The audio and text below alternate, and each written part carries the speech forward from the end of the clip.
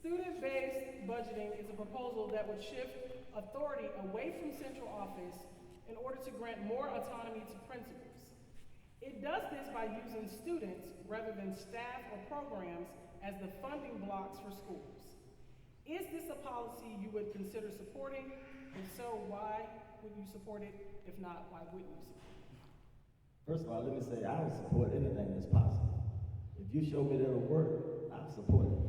And it's time now to look at all kind of ways of doing things. We got to think out the box. But we also got to understand student-based budget. Just because something works in one system don't mean it's going to work in your system. You need to understand that. But if we was to come up with a student-based budgeting, then I will support it. But I also want to let you know that equity is still going to be a problem, no matter how you look at putting money. My school that has almost 100% free lunches, they still don't need more money. So you're going to have to put more dollars in that school either way it goes. And they might not have the number of students that some other school has. So we need to consider that when you start talking about student-based budget.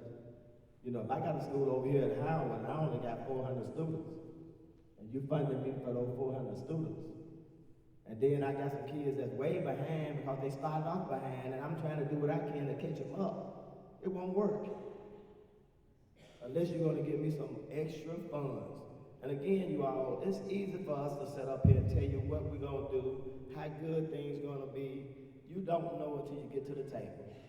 And no matter what we say, it still takes 5 votes and a strong superintendent to help make that change, along with the community standing behind saying, you're going to fund our schools and you're going to fund them equal.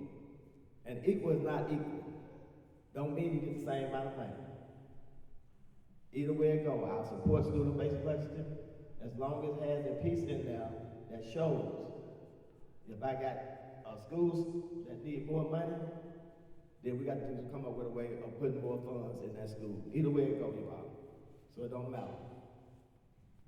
Go ahead, Mike. Obviously, I am a huge supporter of student-based budgeting. In fact, again, like I already told you, I believe that that is how we create a path to success for our school system. But I want to break it down for you. First of all, student-based budgeting is focused on goals. It is a goal-driven budget. It also creates equity across a district, or really across the entire school system. Because here's how it works. Every child in every school starts out with the same amount of dollars allocated to them. And then from there, the principal becomes involved in the process, which, just to give you some information, currently our principals are not involved in dictating their budgets. The budgets are dictated by the school board and they are given to the principals. The only amount that a principal has any autonomy over is 1 to 2% of their school budget. And the majority of that 1 to 2% is from discretionary funds that say maybe is raised by a PTA. Well, in District 4, we don't have discretionary funds coming from our PTAs because we have a very diverse socioeconomic community. There are a number of schools in our district that are 99% poverty. So back to student-based budgeting. Student-based budgeting is built on metrics. So it actually humanizes the budgeting process. So the principal thinks through, what does every single student in my school need? And the principal builds metrics. So the principal knows that he's got 100 kids that need ESOL classes. Great. Every 100 of those kids gets an extra $3,000 added onto their base so that he can provide the resources for those kids.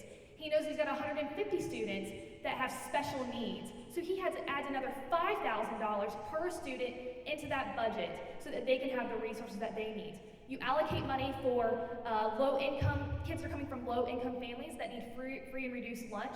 You allocate money based on what every single child needs. And if we're going to talk about being here for our kids and building a school system for our children and all of this being about the children, then we need to be thinking about how we're actually allocating those dollars per a child and how it meets their individual needs as human beings, because they are not just simply a product. They are human beings that we are expecting to go out and be great citizens in our world. And right now, we could be making a radical change just in the way that we're allocating our dollars. Nashville is doing it, Boston is doing it, Denver has done this and has been very successful. And so I disagree that this won't work. I believe that it is the way to make a great school system and really use our taxpayer dollars effectively.